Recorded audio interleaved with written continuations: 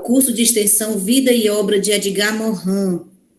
Hoje, nós vamos estudar uma obra maravilhosa que é sobre os 7 saberes necessários à educação do futuro. O nosso curso, ele começou há 15 dias e foi estudada uma obra sobre Paulo Freire e Edgar Morin, sobre saberes, paradigmas e educação, um diálogo epistemológico. No primeiro encontro, eu fui a palestrante, fiz uma análise comparativa dos pensamentos desses 2 grandes autores, que são referência para o GPED e para a educação do mundo, Paulo Freire e Edgar Morin. E esse ano nós escolhemos Edgar Morin como autor para estudar. No ano passado foi comemorado o centenário de Paulo Freire, e esse ano é importante a gente destacar que o Edgar Morin é vivo, e ele vai completar 101 anos, se Deus quiser, no dia 8 de agosto. Então, a frequência vai estar disponível, a frequência do primeiro encontro vai ficar disponível até hoje, meia-noite, no canal do YouTube GPED Pedagogia UVA, juntamente com a gravação. Depois vocês vão observar que somente as gravações ficarão disponíveis. A cada encontro, a frequência do encontro vai ficar disponível por 1 semana, não mais, tá certo? Dessa vez nós deixamos mais dias, porque era o acontecimento do primeiro encontro para o segundo. Mas agora que nós já sabemos a quantidade de cursistas que teremos, então nós vamos trabalhar dessa forma, deixando a partir de hoje, por 1 semana, a frequência disponível. Quem por algum motivo não conseguir preencher hoje, porque hoje, no decorrer da palestra da Tamílis, da professora Tamílis, nós vamos receber o link da frequência do segundo encontro também no chat. Acredito que a Tamílis preparou a frequência do segundo encontro. Preparou, Tamílis? Não esqueceu? Pois veja se você consegue... É rapidinho, eu apresentando, eu faço. Vai só alterar alguma informação para poder deixar disponível a frequência, né?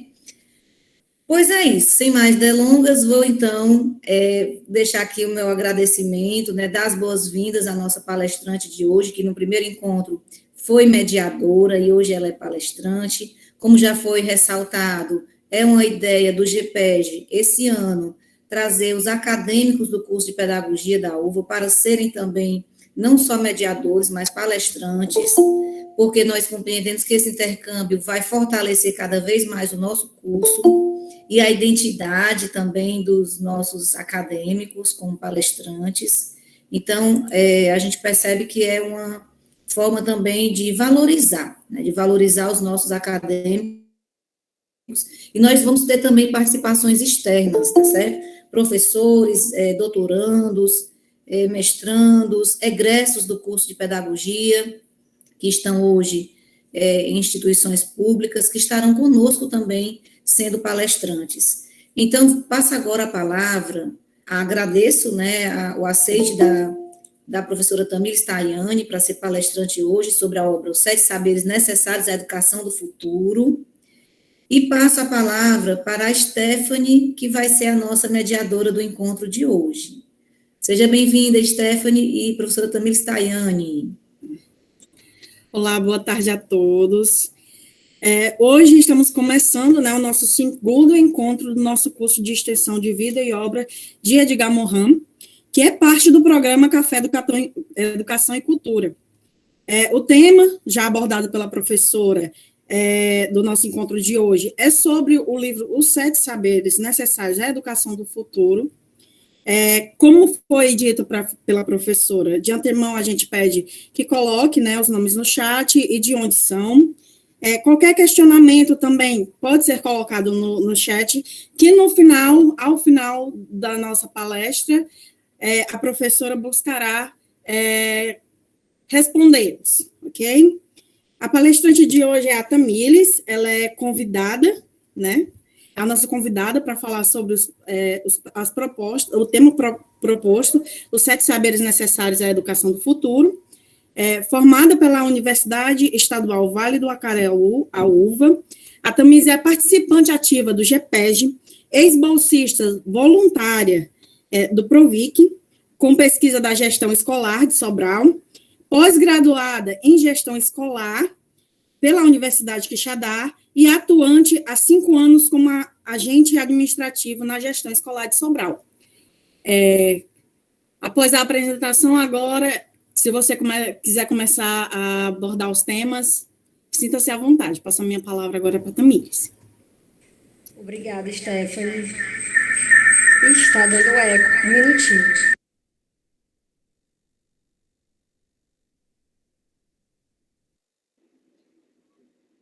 Eu tentei entrar pelos dois para ver se ficava melhor a apresentação, porque minha tela está muito ruim. Mas vamos lá, só fazer uma correção. Eu sou formanda de último semestre da UVA e pós-graduanda, porque ainda estou fazendo pela Universidade Quixadá. Primeiramente, mais uma vez um prazer imenso eu estar aqui. Eu adoro gestão escolar, adoro estudar sobre. E sou eternamente grata à professora Lídia Azevedo por ter me mostrado essa área que eu trabalhava dentro, mas não sabia o quão linda ela poderia ser. O livro que a gente vai estudar hoje é esse. Eu tenho ele desde as primeiras aulas da professora, no primeiro semestre que ela deu na UVA. Que ela falava tanto desse livro, ela sempre citava nos 7 saberes necessários à educação do futuro. O Edgar Morin, ele fala, aí ela fazia alguma citaçãozinha. Aí eu, ainda, esse livro vai me servir. Aí o bichinho já bem batidozinho. Então, nós vamos começar a apresentação com ele. Passa aqui o slide. Professora, eu consegui fazer a frequência. Quando você der o ok, eu mando aqui no chat, porque eu não consegui abrir meu WhatsApp. Tá, não é agora não. Pode começar a palestra, já no final é que vai soltar o link.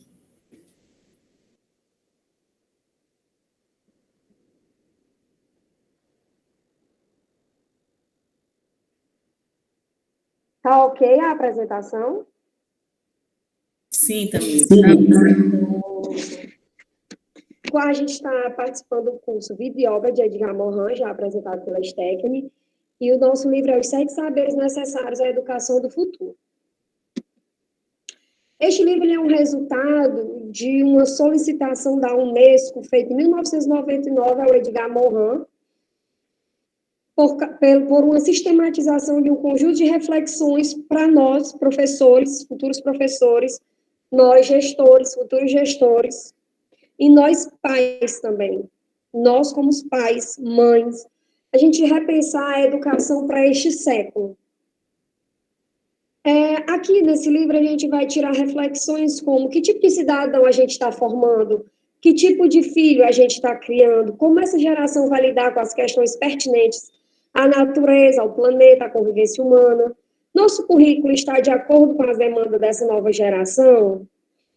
Melhor, o nosso currículo, pelo menos, está de acordo com o que manda a nossa BNCC, que a nossa BNCC já associa um pouco com a natureza, mas não associa tanto com as palavras.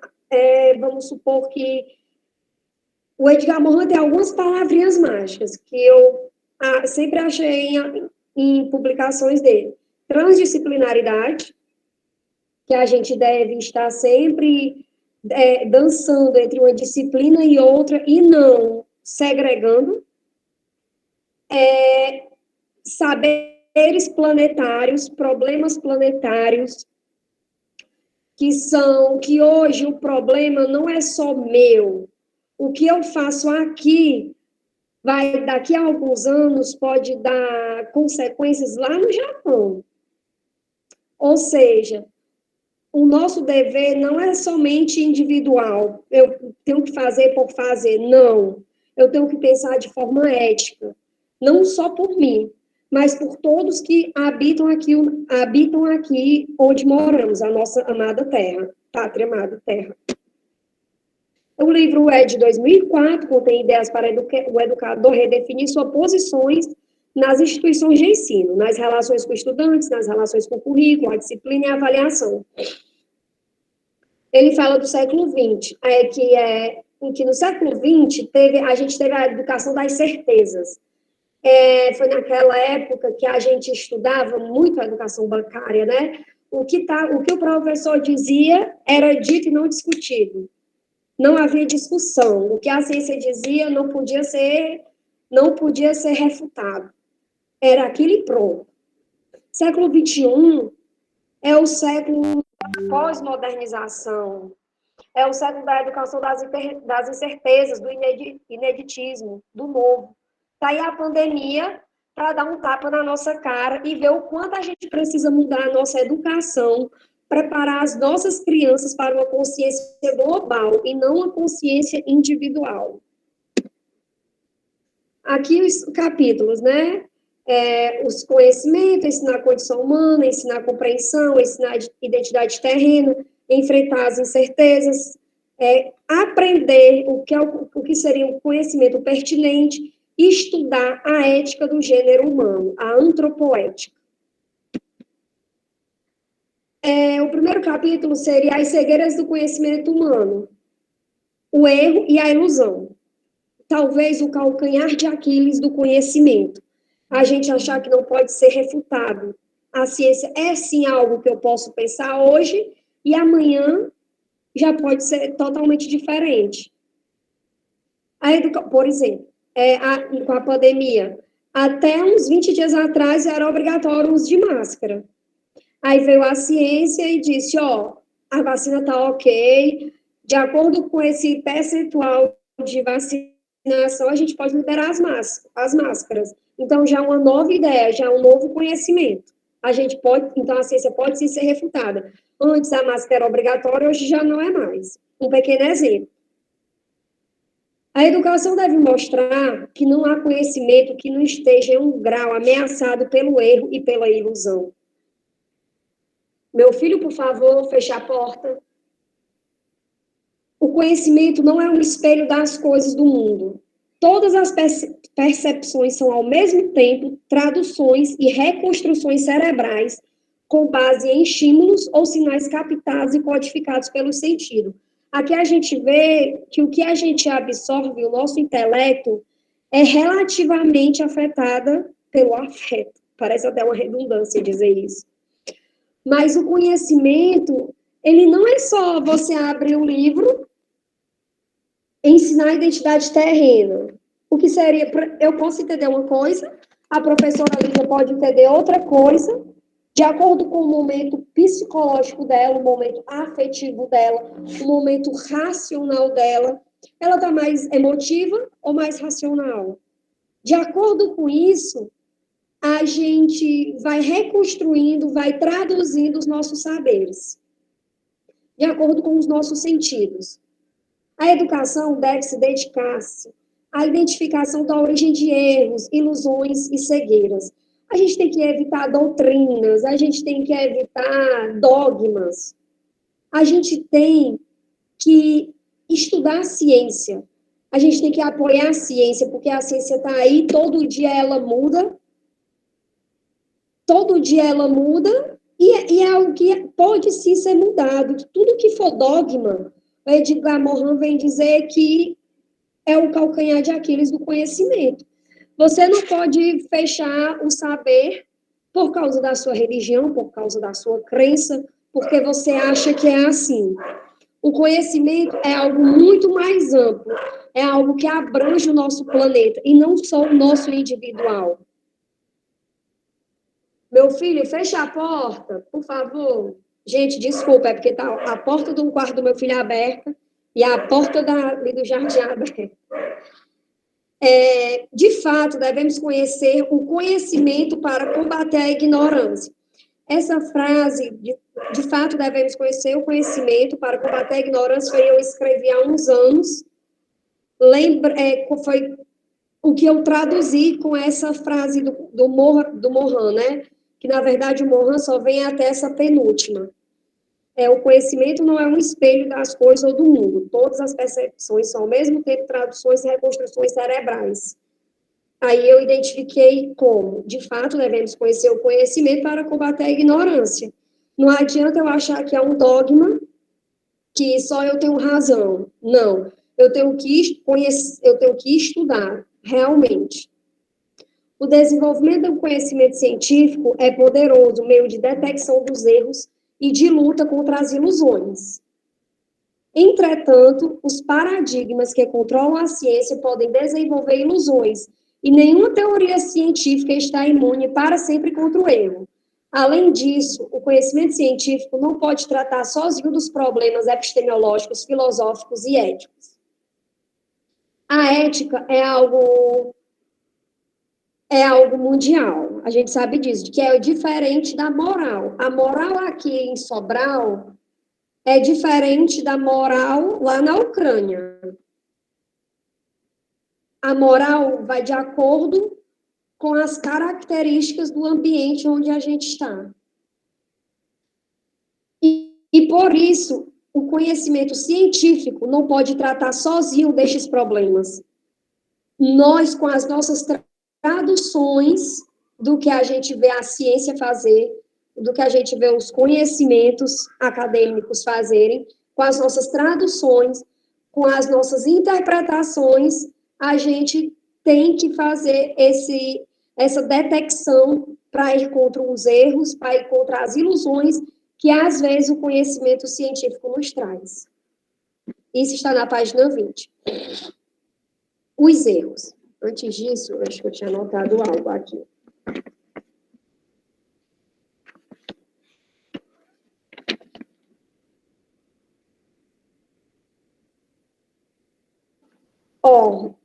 Lembrando, a aprendizagem ela é individual. A minha leitura é diferente da sua leitura. Mohan vem apresentar alguns erros, os erros mentais, intelectuais e os erros da razão. Os erros mentais é aqueles que é algo que todos nós fazemos.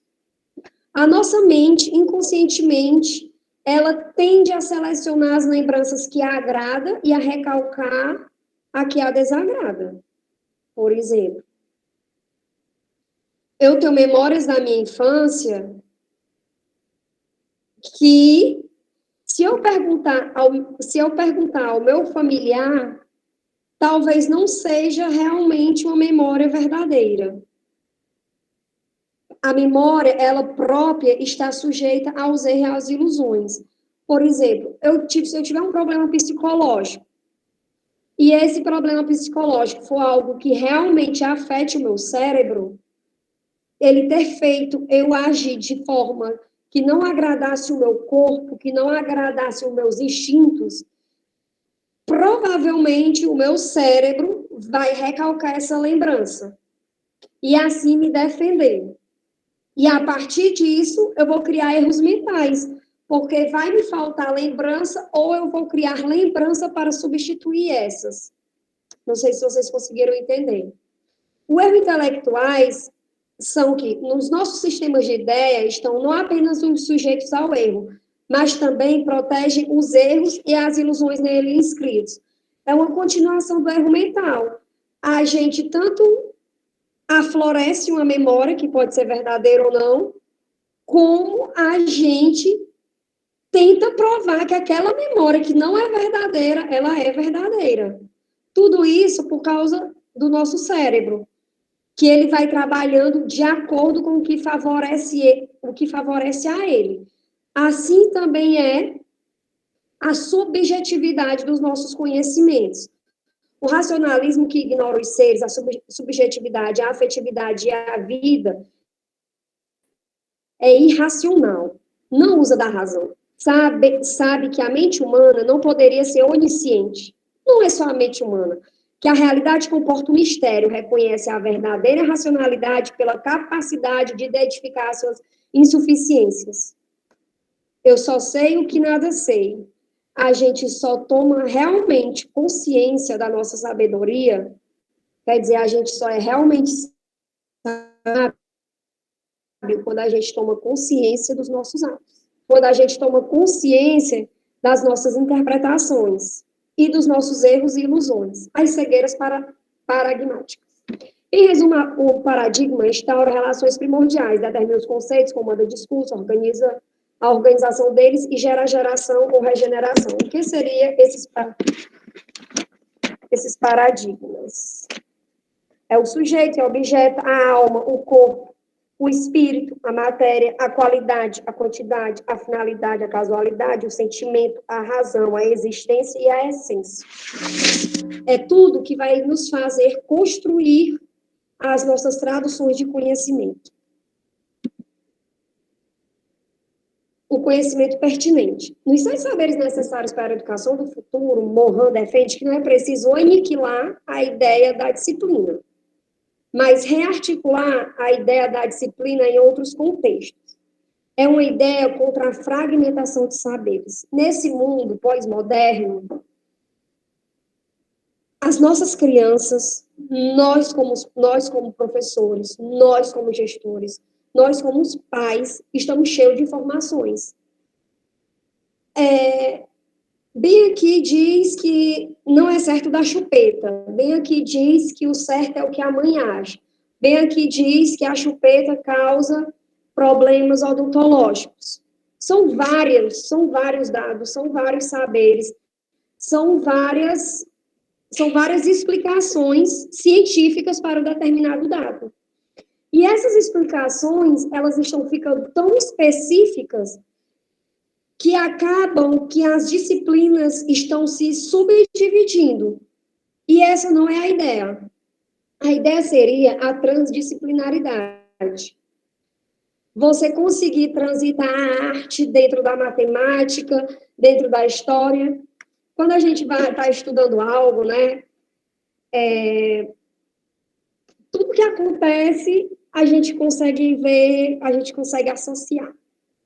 Segunda, eu estava ajudando meu filho na aula, na atividade, e a atividade era de história. E a atividade de história era um cenário de uma guerra, aí embaixo era uma tela com o cenário de uma guerra, embaixo dizia quem tinha feito aquela obra, a data e de onde vinha aquela obra. E era uma atividade de história. Onde é que a gente vê isso? No português, na interpretação de texto. Mas aqui, o livro, ele conseguiu associar o saber da interpretação de texto com o saber da arte, trazendo uma obra, com o saber da história, que dentro desta obra trazia um conhecimento histórico.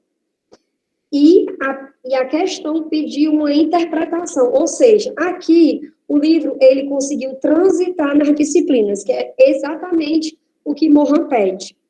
Então, precisa evidenciar um conhecimento que esteja de acordo com o contexto, de acordo com o momento histórico que nós estamos, a relação global, o todo com as partes, todo o nosso planeta com o nosso indivíduo, o humano como multidimensional, como um ser de afetos, como um ser biológico, como um ser fisiológico, como um ser racional, irracional, como um ser que tem várias dimensões ao redor dele. Ele não lê e pensa sozinho. O que ele lê hoje, ele interpreta hoje, mas o que ele lê amanhã, de acordo com a posição social que ele está, de acordo com o afeto que ele está, vai ser diferente. E é isso que a gente tem que passar para os nossos alunos, é fazer eles transitarem nos saberes, tendo essas pequenas observações. Qual o contexto que eu estou inserindo esse conteúdo? Qual a relação global do todo com o meu indivíduo, do todo com as partes? Como está o meu aluno para absorver este conhecimento?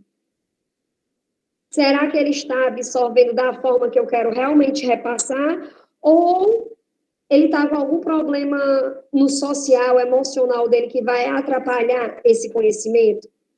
O complexo, que é a união dos compartimentos, a união dos saberes fragmentados. Perdão. Que é a união dos saberes fragmentados. É a gente descompartimentar os saberes e a gente unir, desfragmentar, fazer a união novamente. Ensinar a condição humana. A educação do futuro, ela deve ser centrada na condição humana. Somos humanos. Isso deveria ser óbvio. Mas com as notícias que a gente vê aí, que a gente vê diariamente, será mesmo que a gente está centrado na condição humana? Hoje eu estava no trabalho e a diretora não, uma outra agente administrativa me parou e disse, gente, parece que vão bombardear a Finlândia. Por quê? Conhecer o humano é, antes de tudo, situá-lo no universo. Nós não estamos sozinhos aqui. O que está acontecendo lá na Ucrânia, lá na Rússia, lá na Finlândia, de certo modo, vai nos atingir em algum momento. E já está nos atingindo. Nós já estamos sentindo o mexer da economia, por exemplo. Conhecer o humano é, antes de tudo, situá-lo na Terra, no universo, e não me separar da minha natureza humana. Eu sou mulher, eu sou um ser biológico, eu sou humana, eu erro, eu acerto, eu tenho capacidades físicas e mentais, eu tenho incapacidades. E é assim, a gente se reconhece como humano. A gente tem que ensinar as nossas crianças que nós somos passíveis de erro, para assim evitar os nossos erros, evitar as nossas ilusões. Não é porque a gente é passível de erro que a gente pode estar errando, mas a gente pode estar tomando consciência dele. E tomando consciência da nossa condição humana, a gente traz vários outros saberes. Devemos reconhecer nosso duplo enraizamento no cosmo físico e na esfera viva, e, ao mesmo tempo, o nosso enraizamento propriamente humano. A gente deve reconhecer, como eu já disse, a nossa posição na nossa pátria, que é a Mãe Terra, mas também a gente tem que nos desenraizar propriamente humano. A gente tem que saber que a gente, em um só corpo, nós somos várias outras coisas, nós somos várias coisas, somos vários seres. Esse aqui Mohan fala na página, entre a página 43 e a página 44. Precisamos aprender que temos multidimensionalidades. Somos um organismo. Isso aqui foi por mim. Nós somos um organismo. E sendo um organismo, o que é que a gente lembra? Que somos organizados por partes. Além de seres culturais, somos também seres naturais, físicos, psíquicos, místicos, imaginários. Temos que pensar na nossa dualidade. Somos sábios, mas somos dementes. O Mohan usa o sábio demens, né? Somos pensantes, mas também somos seres humanos que agimos. A gente só não pensa, a gente age. Muitas vezes agimos por impulso, por não ter essa consciência da nossa condição humana. Humana terrena e humana individual. Mohan, na página 51 e 52, ele fala: o humano é um ser a um só tempo plenamente biológico e plenamente cultural, que traz em si a unidualidade originária. O meu eu é diferente de uma outra pessoa que está em uma outra cultura totalmente diferente da minha. E, às vezes, essa cultura não é só diferenciada por diferentes cidades, vamos supor, por diferentes países. Às vezes, dentro de uma sala de aula, a gente tem culturas diferentes. Na sala de aula do meu filho, ele estuda no colégio tradicional católico, ele é mórmon, tem amigos evangélicos e tem amigos católicos. Isso é um tipo de cultura religiosa. 3 ou 4 tipos de culturas eu citei aqui. Em uma só sala com 30 alunos. Aí a gente pensa um pouco mais à frente, vamos pensar em uma cidade como Sobral, com quase 200 mil habitantes.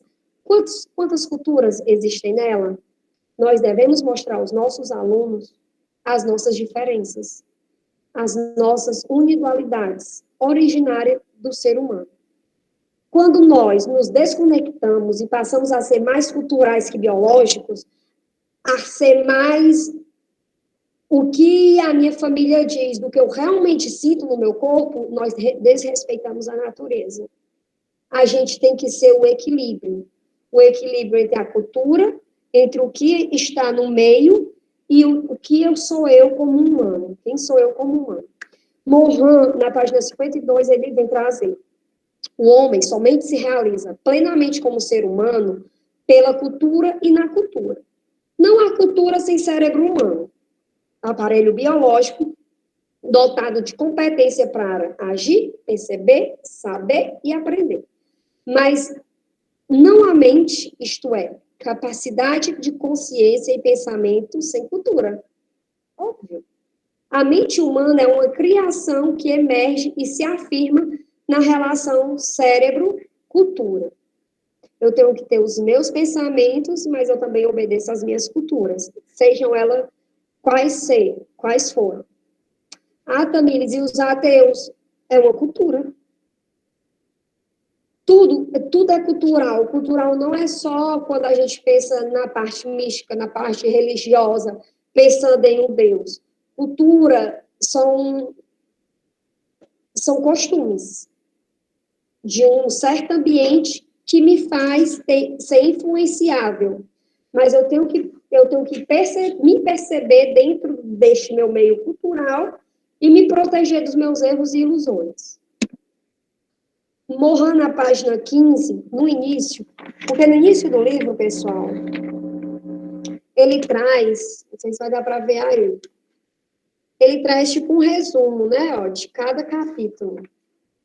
Aí, na página 15, ele vem dizer: o ser humano é a um só tempo físico, biológico, físico, cultural, social e histórico, como eu já disse antes. Esta unidade complexa da natureza humana é totalmente desintegrada na educação por meio das disciplinas, tendo se tornado impossível aprender o que significa ser humano. É preciso restaurá-la de modo que cada um, onde quer que se encontre, tome o conhecimento e consciência ao mesmo tempo de sua identidade complexa. Qual seria a sua identidade complexa? O meu eu físico, biológico, psicoafetivo, cultural, social, histórico, fisiológico, e de sua identidade comum a todos os outros seres humanos. Desse modo, a condição humana deveria ser o objeto essencial de todo o ensino. Olha só, Morin trazendo de novo a transdisciplinaridade. Resumindo aqui, o que é que ele diz? Gente, bora parar de brincar de dividir tudo. Eu lembro que no meu ensino médio, eu fui para uma escola bem rígida, particular aqui de Sobral, e eu tinha 4 tipos de matemática, não sei quantos tipos de química, não sei quantos tipos de física. Já pensou? Se a disciplina, se eu dissociar já a arte da história, do português, já é algo, esse dissociamento já não é algo interessante para as crianças, você imagina você conseguir ter arte 1, arte 2, arte 3. História 1, história 2, história 3. Por que não ciências naturais, que a gente engloba vários saberes em um só? Ciências humanas, que a gente engloba vários saberes em um só. Por que não? A nossa escola está fazendo isso?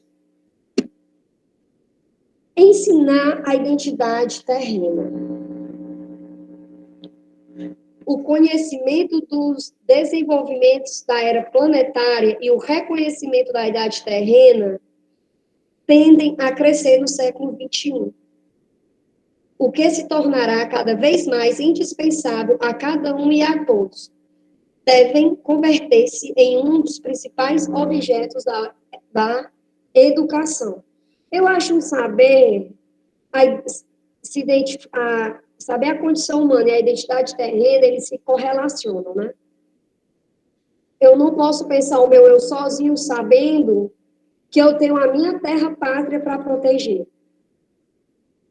Como os cidadãos do novo milênio, como os cidadãos do novo milênio, poderíamos refletir sobre os próprios problemas e aqueles do seu tempo?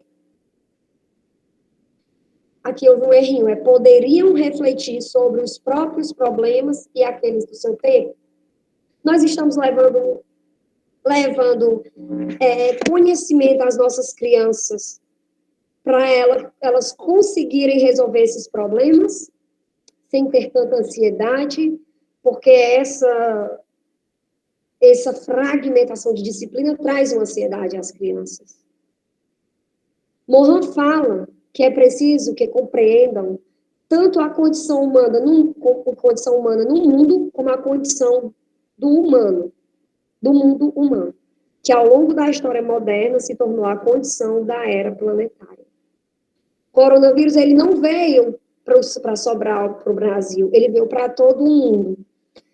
Quando a gente foi separados, alunos, diretores, crianças, e fomos jogados para a era da aula virtual. A gente soube repassar o porquê de estarmos ali para as nossas crianças. O ensinar a identidade terrena é isso. É você conseguir explicar conseguir explicar para as nossas crianças porque a gente está falando virtualmente, não presencial, porque a gente tem que se proteger a nossa terra. Nós, humanos, quando a gente tem uma consciência planetária, de proteção planetária, a gente consegue proteger a nossa mãe terra.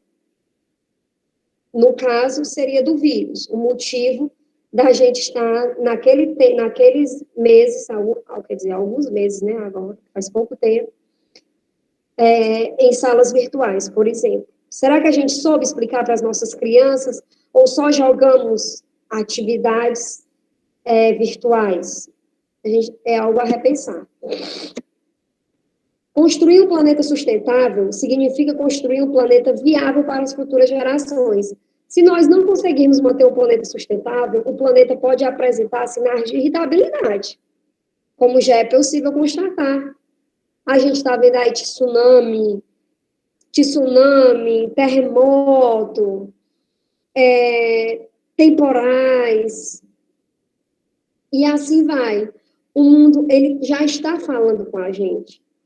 A gente só precisa ter uma identidade terrena o suficiente para sentir o quanto a nossa terra está sofrendo. O quanto, onde a gente vai passar, não adianta, por mais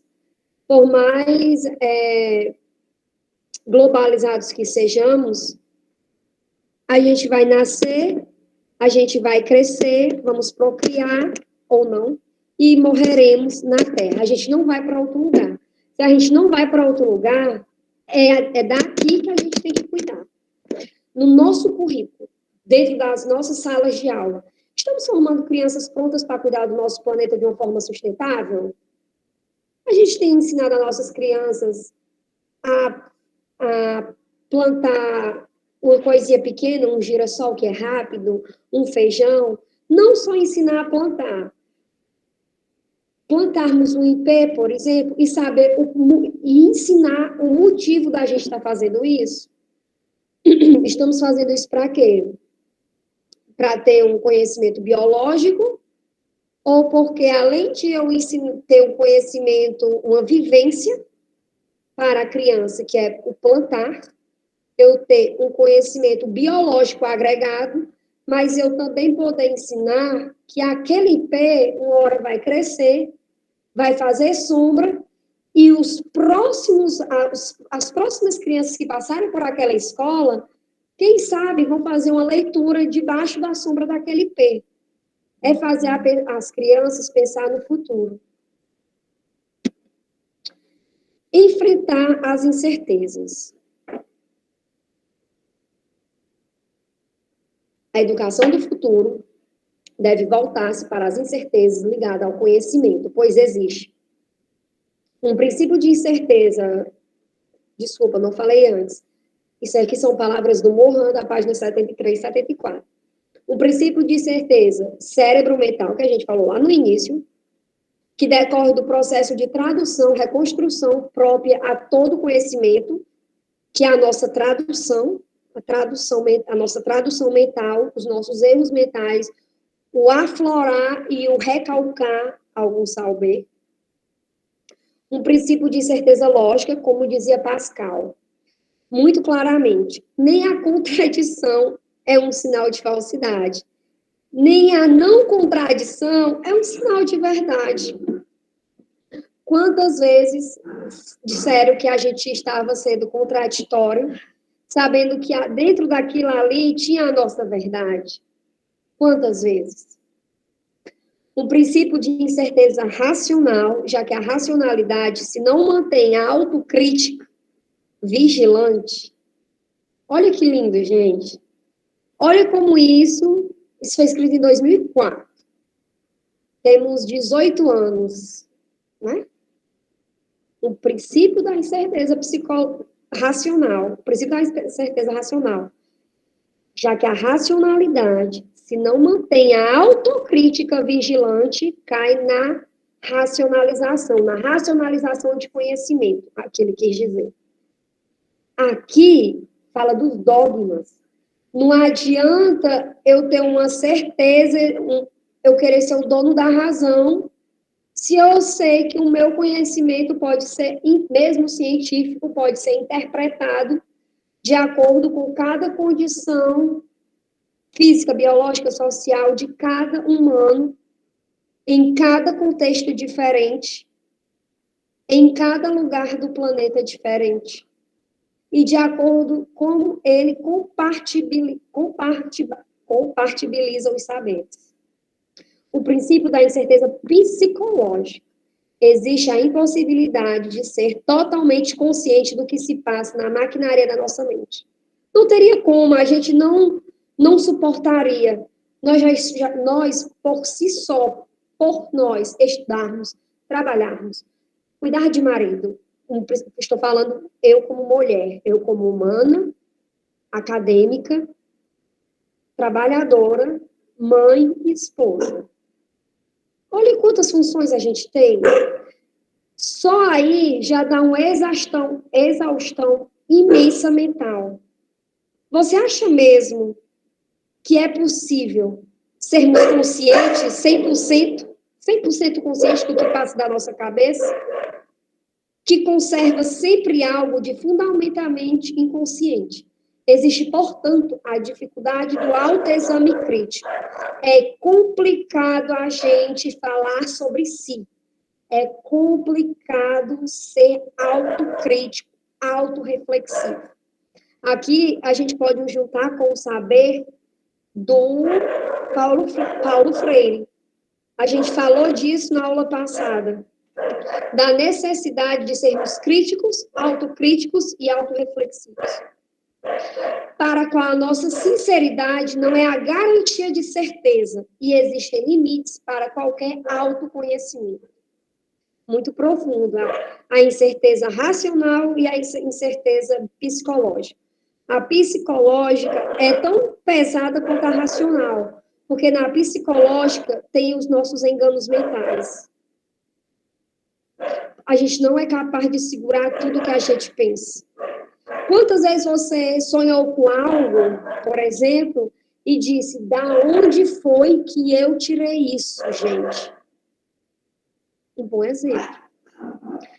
Aqui, nós temos que mostrar para os nossos alunos que o nosso cérebro mente, que nem sempre a lógica, é o certo, que a nossa razão nem sempre é a razão do outro, e, principalmente, que o nosso psicológico não consegue abraçar o nosso cérebro, o nosso psicológico não consegue abraçar toda a maquinaria de pensamentos que temos no nosso cérebro.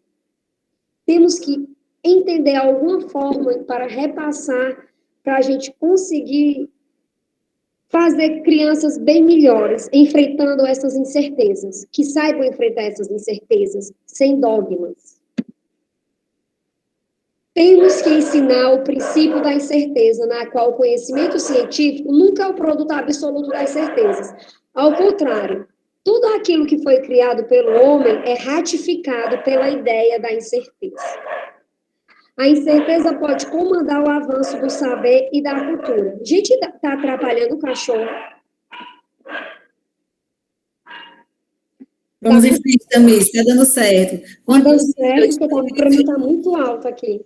Viu? Disponibilize o link, quando possível, da frequência. Da frequência, vai entrar no celular, professora. Ah. A incerteza pode comandar o avanço do saber e da cultura. Esta ideia precisa ser incorporada no ensino da física, da química, da história, da geografia, das línguas, da filosofia.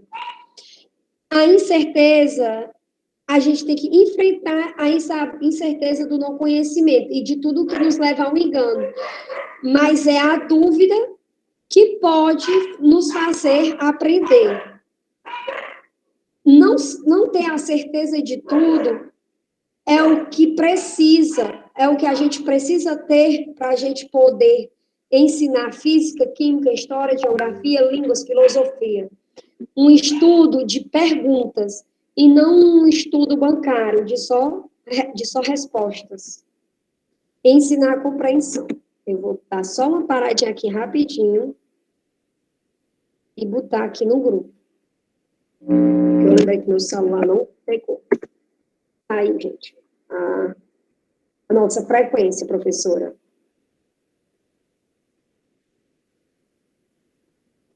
Obrigada, Tamires. Pronto, vamos voltando. Ensinar a compreensão, compreender o outro, compreender a nós mesmos, compreender a nossa sala de aula. Aqui um exemplo claro que eu consigo, antes de a gente começar a ler esse slide, que é algo que me tocou muito esse semestre passado, foi estudar os anos iniciais, estudar a juventude, foi aprender o quanto a juventude ela é mal vista. A gente não chama adolescente, a gente já vai com aborrecente. A gente não compreende que é na adolescência, por exemplo, que há o maior índice de ansiedade natural. O pico de ansiedade no ser humano, a ansiedade natural, a ansiedade saudável, vai estar na adolescência. Por que a gente não compreende isso? Porque a gente não compreende os nossos estudantes, porque a gente não escuta. Eu, estudando juventude, em uma disciplina, vi uma pesquisa, eu acho que uma pesquisa em TCC, que dizia que os estudantes falavam, o problema não é eu estudar, é eu não ser ouvido. Compreensão é isso, é você abrir a porta da sua sala de aula de verdade, você mostrar o conhecimento, mas você também ouvir qual conhecimento aquele estudante, aquela criança traz da sua vivência, traz da sua casa, traz da sua sociedade, do seu bairro. A compreensão, acima de tudo, é o entender um ao outro. Vamos lá, o que diz Mohan. A compreensão deve ser o meio e o fim da comunicação humana. A comunicação humana deve ser voltada para a compreensão. Isso é lindo de se ver. E deveria ser lindo de se praticar. A gente não tem uma escuta ativa. Nós nascemos com 2 olhos, 2 ouvidos e uma só boca. Mas será que a gente está usando esses órgãos? Isso é uma identidade humana biológica. Será que nós estamos usando nossos órgãos na proporção que eles foram criados? Quando o nosso aluno vem trazer um saber numa roda de conversa, a gente realmente escuta o saber da criança? Fica a indagação. Nossas instituições são caracterizadas pela incompreensão, disciplina que brigam entre si. Porque português e matemática é melhor que geografia e história? A diretora está dando mais atenção a português e matemática. E o ensino de artes? Departamentos que não se entendem. Essas palavras, gente, foram minhas, foi de Mohan, mas foi a minha compreensão. departamentos que não se entendem, áreas do conhecimento que não conseguem se transitar, professor que não entende a individualidade do aluno, diretor que não entende as necessidades da sala de aula de um professor, sistema de ensino que não entende a complexidade de uma escola. E assim vai. A gente está vivendo num mundo de incompreensão, de fechamento de ouvido e apenas, só jogando as palavras ao vento, literalmente, sem ouvir o saber que o outro tem a trazer. Às vezes, tem aquele ditado que nossas avós falam, né? A gente perde uma boiada por falta de um grito. Quantas vezes gestores perderam grandes profissionais porque não ouviram o que eles tinham a dizer? Não perderam bons alunos, quer dizer, perderam bons alunos porque não conseguiam conversar, e sim só brigar, não conseguiam entender o que passava dentro da casa do aluno, dentro do bairro do aluno, o que passava dentro da cabeça dele. O problema da compreensão. Agora é Mohan. Um polo, a compreensão tem dois polos, né? Um polo é o da compreensão entre humanos, os encontros, as relações que se multiplicam entre pessoas, culturas, povos diferentes, origens culturais. Um polo individual é o das relações particulares entre próximos. Estas estão cada vez mais ameaçadas pela incompreensão. Talvez quando mais próximos estamos, menos compreendidos somos. Quanto mais próximos estamos, melhor compreendemos. É apenas uma verdade relativa à qual se pode opor o axioma contrário. Quanto mais estamos próximos, menos compreendemos. Quantas vezes a gente disse para aquela nossa amiga que está com depressão e falou, nossa, é só ter força de vontade que você vai melhorar. A gente diz isso porque a gente está próximo, porque a gente tem intimidade para dizer isso. Mas a gente usou a nossa razão? Que conhecimento nós usamos para dizer isso? O problema da compreensão, com certeza, é um dos maiores problemas da humanidade. É um dos maiores problemas da era planetária. Isso nós estamos falando da compreensão entre indivíduos. Imagina só a compreensão entre pátrias, entre países, entre escolas, entre professores. Vamos continuar.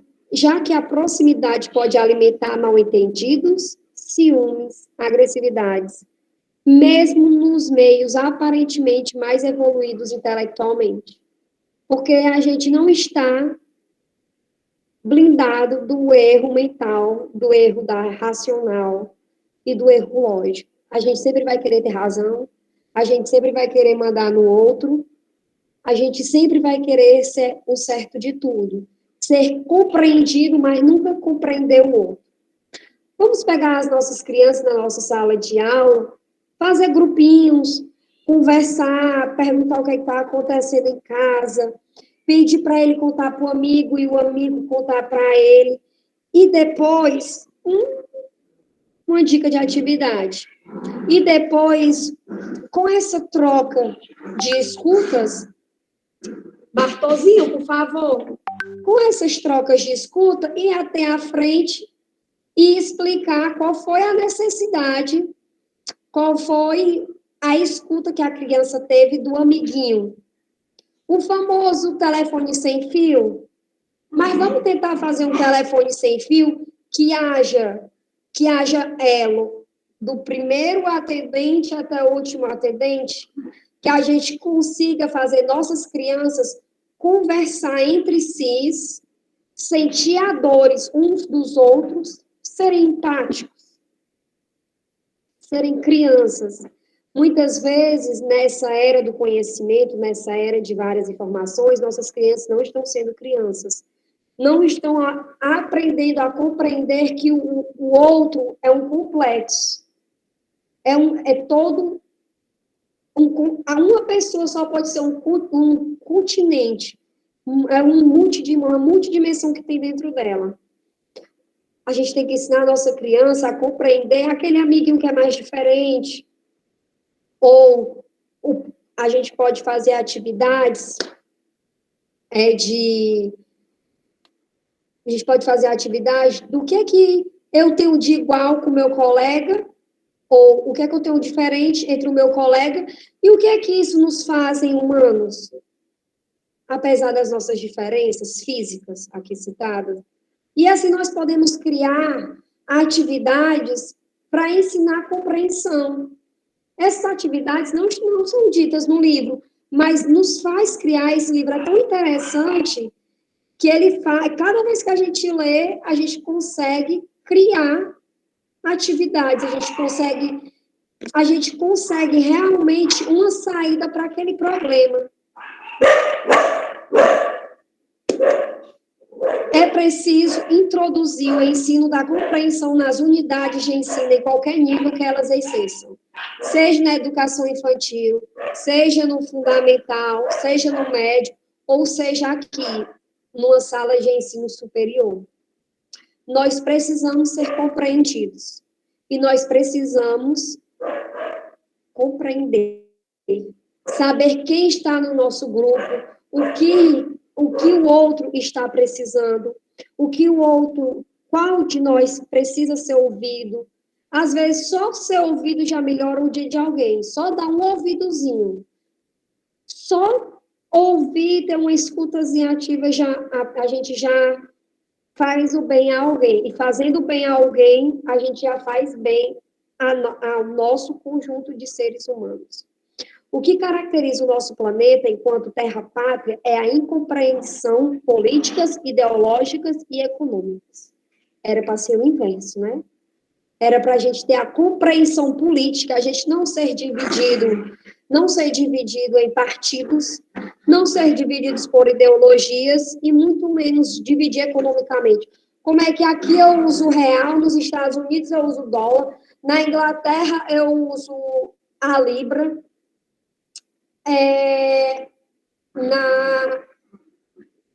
naquela moeda bolivariana, na Venezuela eu uso a moeda bolivariana. Como é que a gente conseguiu compartimentar tanto, dividir tanto, uma coisa só? Porque não é o mesmo valor tudo? Opa! Ética do gênero humano. Temos que estudar ética. Seja a antropoética, seja a ética na pedagogia, seja a ética da sala de aula, precisamos ser éticos. Sendo éticos, a gente cuida de si e cuida do outro. Ética, além de tudo, é o não desejar para os outros aquilo que não deseja para você. A história do fone de ouvido. Você tem o direito de ouvir música, mas a partir do momento que a música atrapalha o ser que está do seu lado, você já perde o seu direito de ouvir música, porque você já está pisando no direito do silêncio do outro. Então, o fone de ouvido, por exemplo, dentro dos ônibus. Morin vem dizer, a antropoética, que é a ética do gênero humano, deve ser considerada como a ética da cadeia de 3 termos: indivíduo, sociedade e espécie humana. De onde emerge a nossa consciência e nosso espírito propriamente humano.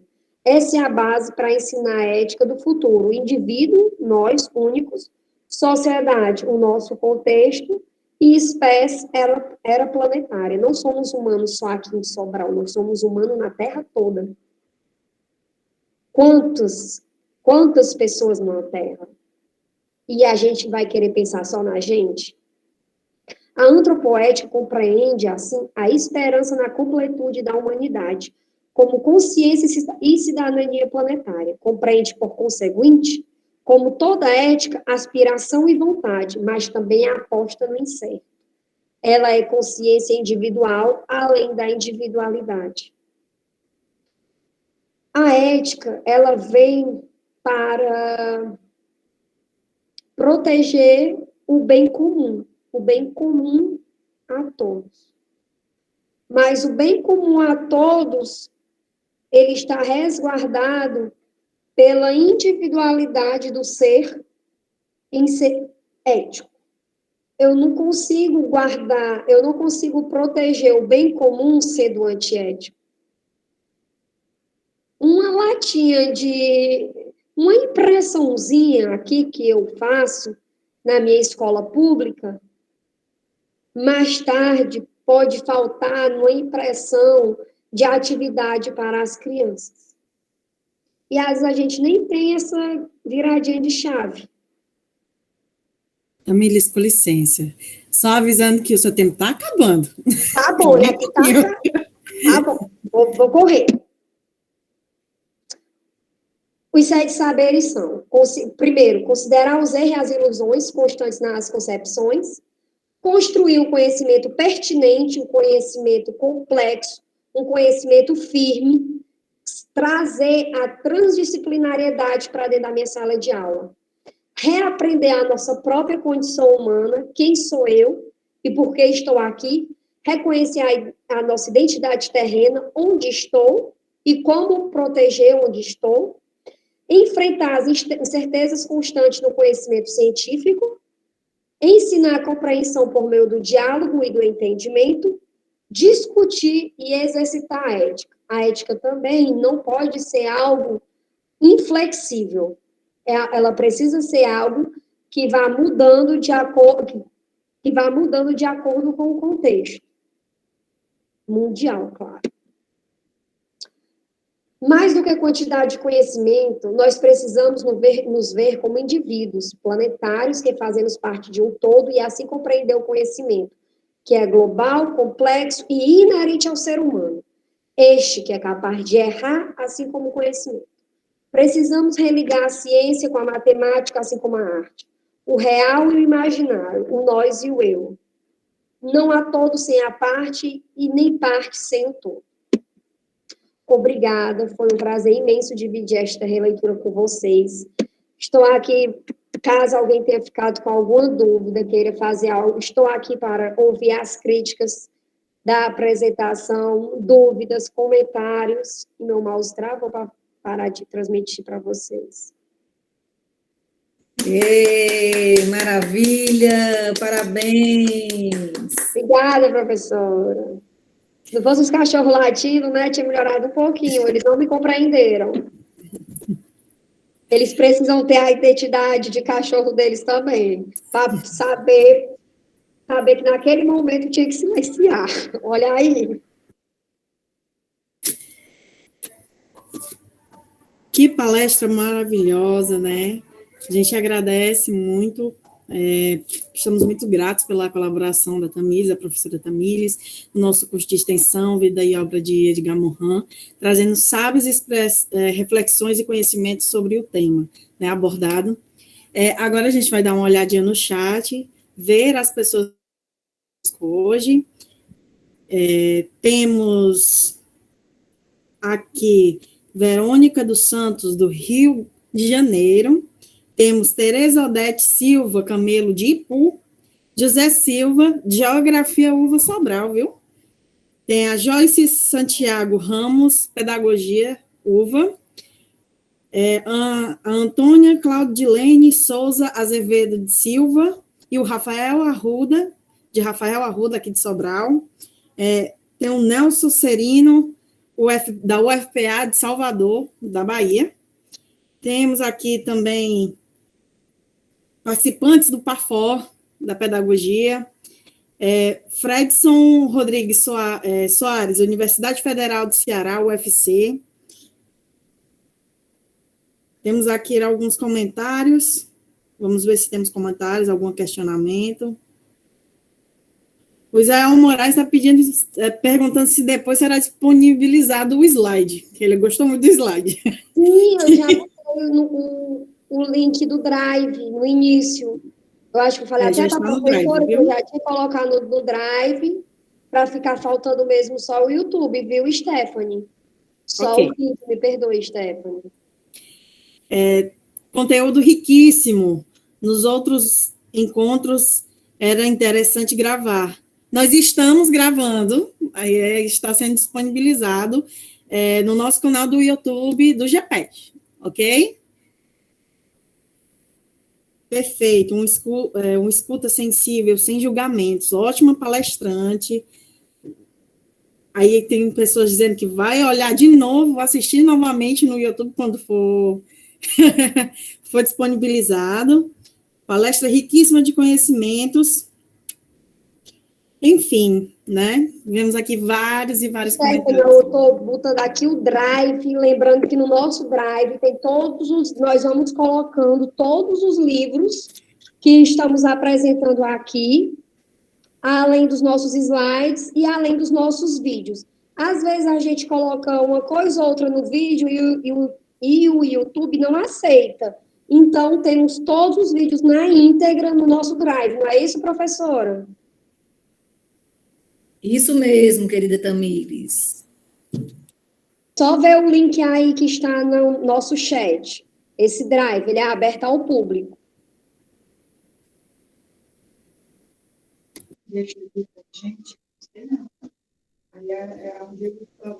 Bom, no texto referente ao tema abordado de hoje, temos vários pontos de reflexões dentro desses. Podemos observar uma que traz um problema educacional atemporal, né? Que é a conclusão óbvia, que é uma citação do texto, que é a conclusão óbvia, é de que o acesso ao saber, especialmente ao universo do saber superior, é, em essência, seletivo, elitista e, portanto, não democrático. Tal estado reflete e é incentivado pela estrutura do sistema socioeconômico, intensificado no atual estágio de neoliberalismo, contexto que se insere o sistema educacional ocidental. Aqui a gente identifica uma relação da nossa sociedade atual, que não é um problema recente, mas sim obtém uma relação atemporal, que aos poucos, em passos lentos, estamos transformando e tentando transformar. E as nossas formações, né, e as nossas transformações no ensino, dentro do processo de ensino, podemos disponibilizar essa valorização para as nossas novas gerações. Eu tenho uma pergunta, eu tenho 3, na verdade. Se você prefere que eu faça todas e você responde, ou você prefere que eu faça de uma por uma? Do jeito que você achar melhor, Stephanie. Eu vou fazer de uma por uma até para, né, você conseguir... Okay. Como possamos ser peça fundamental para a aquisição desses saberes para os nossos alunos? Isso é uma coisa que, principalmente os pedagogos e os docentes, em geral, precisam saber, né? Pronto. Como eu disse no Ensinar a Compreender, por exemplo, quando a gente tem essas leituras, a gente não basta formar.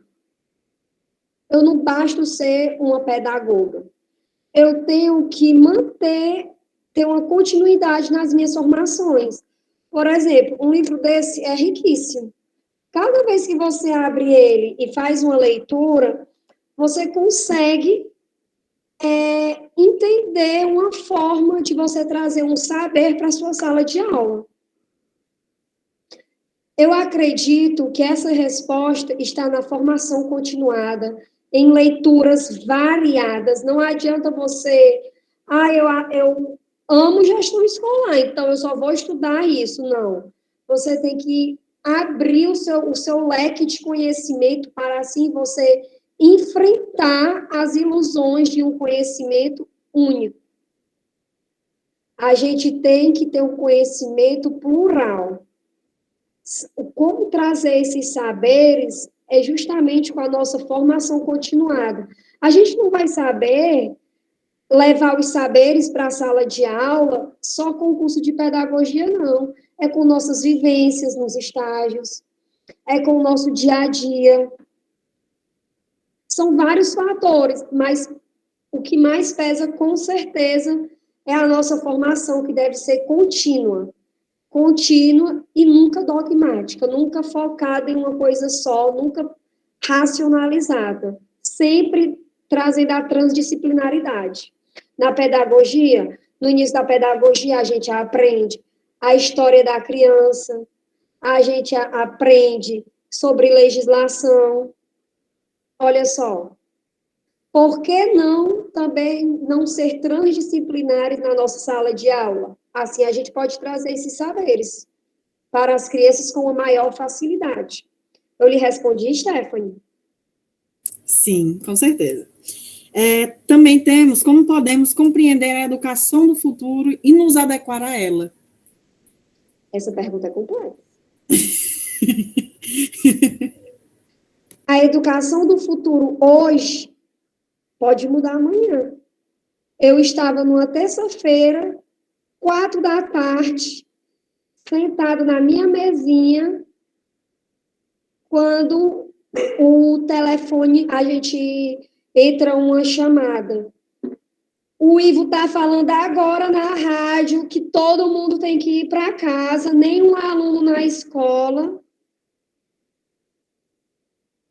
A educação mudou em um piscar de olhos.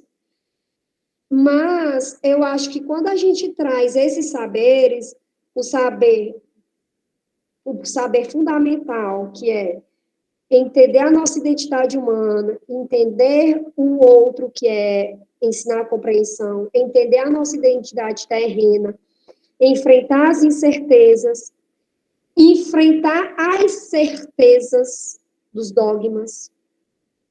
Isso já nos protege de vários erros que possam vir da educação do futuro.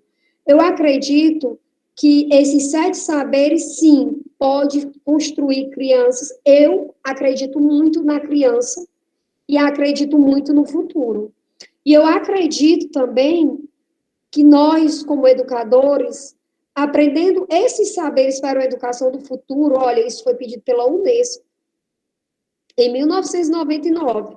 E eu estou trazendo exemplo que nós sofremos em 2019, em 2020, e estou trazendo aqui, que Deus o livre defenda, um outro exemplo.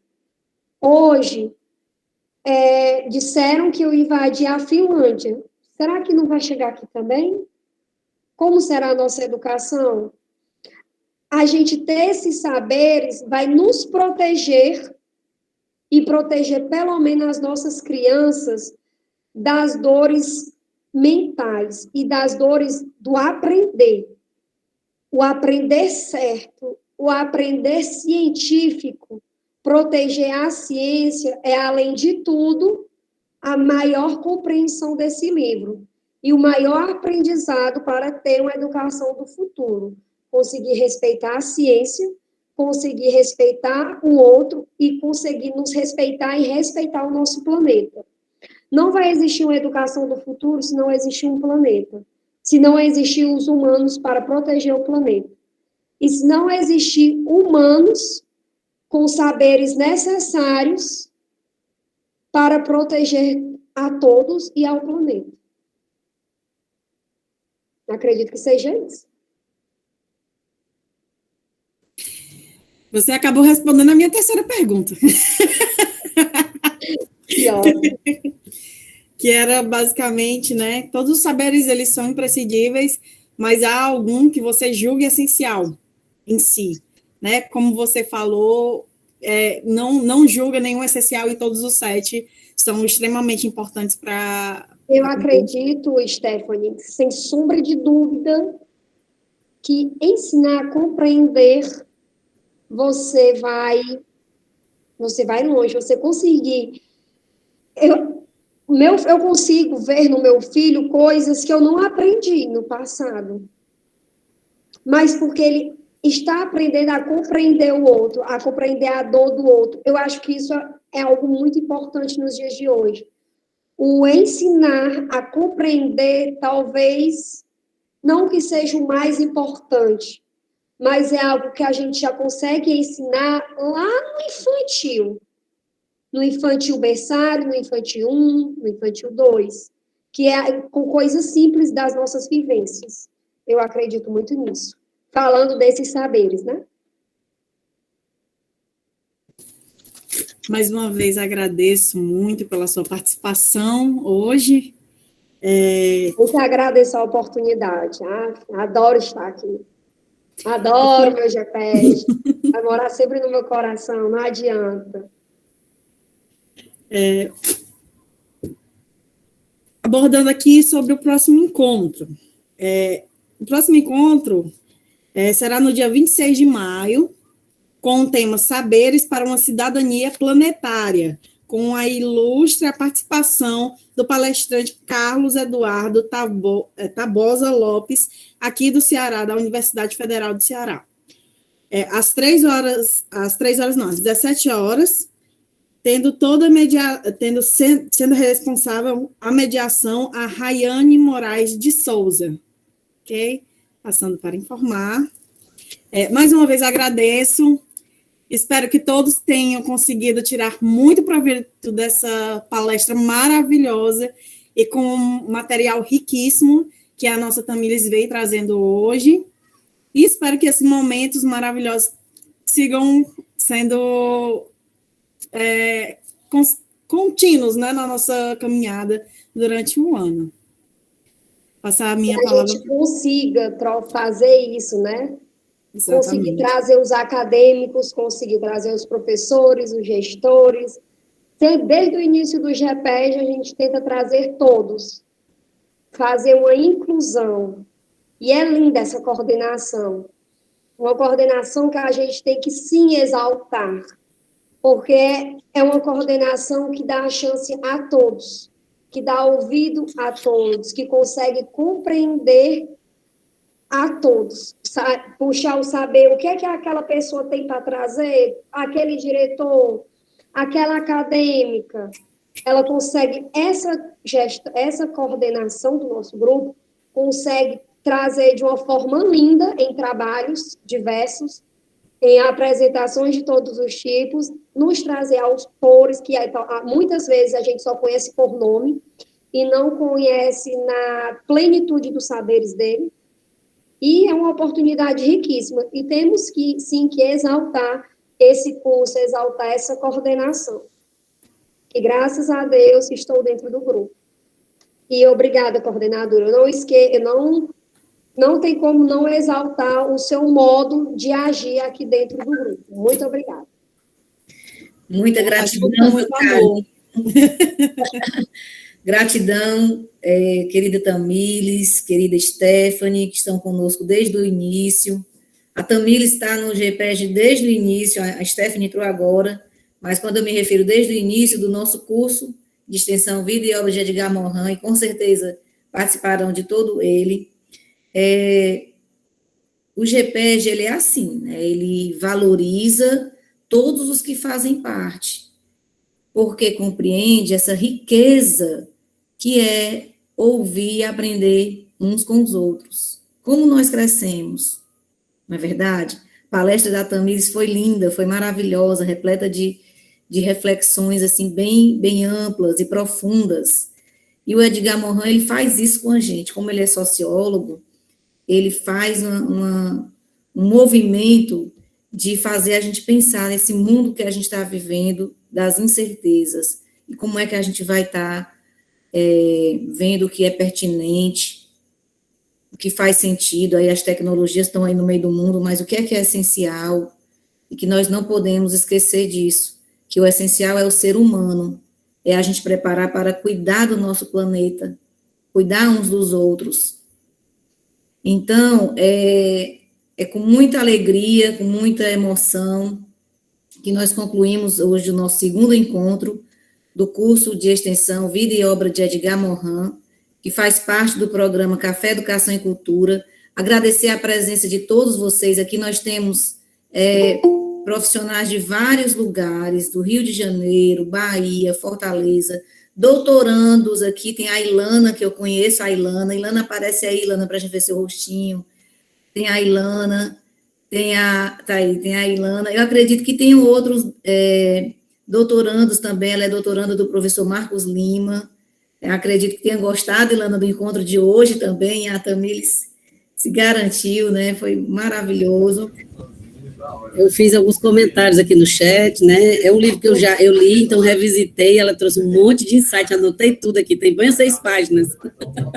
Obrigada, foi ótimo, adorei. Maravilha, você que está fazendo aí o seu doutorado, que vai ter como epistemólogo o Edgar Morin, então acredito que você vai aproveitar muito, assim, essa troca vai ser muito rica.